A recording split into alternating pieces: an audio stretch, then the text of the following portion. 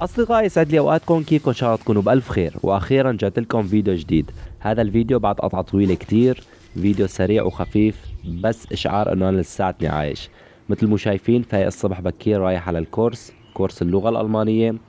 لا تنسوا تحطوا لايك، تشتركوا بالقناة، خلينا نرجع الحركة شوي بالقناة لأنه في شغلات حلوة جاية وراح تنزل قريبا إن شاء الله، فخلوكم معي لنهاية الفيديو.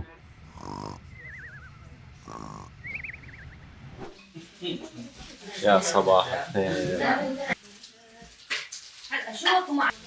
نسوي فطور. يا ich möchte das. اوكي. هون فتحنا موضوع كل مين وشو عاجبه ببريمن. طبعا انا هون كربجت وصرت اقول كيفك بالمقلوب. لا مو لهالدرجة. على كل انا بنصح كل حدا عم يتعلم اللغة انه يتعامل مع الالمان لحتى يتعلم اللغة بشكل سريع. بالاخير الكورس بس رح يفهمك القواعد ورح تحفظ كلمات، بس ما في هالممارسة اللي رح يخليك تحكي بطلاقة.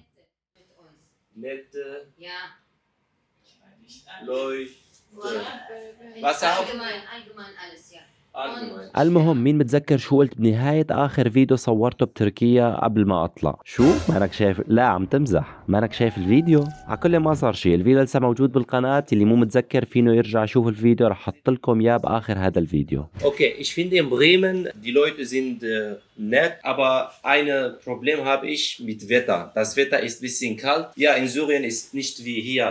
Ja, wir haben vier Saison. Ja, in Syrien, wenn Sommer ist, dann Sommer. Wenn Winter ist Winter. Hier, vielleicht im Frühling, es ist Winter schon. اوكي انا خلصت مدرسة.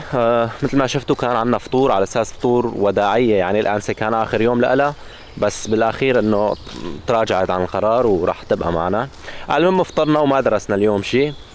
مشان موضوع اللغة، انا صار لي سنة هون، الحمد لله لغتي منيحة. يعني اهم شيء الواحد ممكن يساويه هون، خاصة باول فترة وانت بالكامب ما عندك شيء، تتعلم لغة، لانه رح يمشي امورك كتير. يعني اذا بتعرف لغة صعب، دايما محتاج حدا يروح معك، حدا يحكي، حدا يعمل.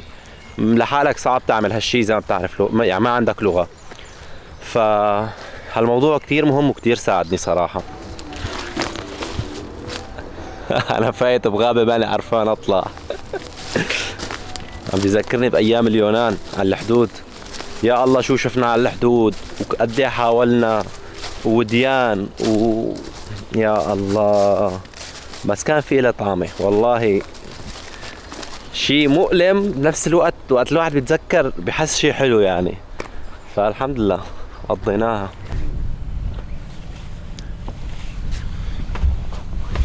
اوكي حبايب، انا بعد ما وصلت على البيت حطيت راسي ونمت. كنت فاصل صراحة، غير 3 ساعات ماني نايم. فبعد ما فقت اولاد خالتي طلعنا على البحر عم بيرجلوا الشباب. مشان موضوع الدراسة مثل ما قلت لكم، وموضوع الإقامة، أنا أخذت الإقامة بعد سنة على التمام. أنا اليوم صار لي سنة وكم يوم تقريبا بألمانيا، فأنا من فترة أخذت الإقامة، يعني سنة بدك تقول.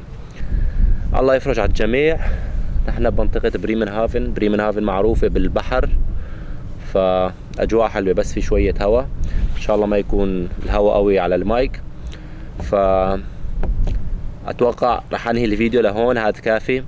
لنشوف شو راح يكون المحتوى الجاي ان شاء الله. بس هذا فيديو ارجع واعيد واكرر، فلا تنسوا تحطوا لايك، تشاركوا الفيديو مع الاقارب والاصدقاء اللي بتعرفوني يعني، بس لحتى ترجع تشتغل القناة شوي. وباذن الله في شغلات قريبا حلوة جاي رح نشتغل عليها ان شاء الله اذا الله يسر. على كل بتشوفوا كل شيء. لا تنسوا تحطوا لايك. بشوفكم الفيديو الجاي. السلام عليكم.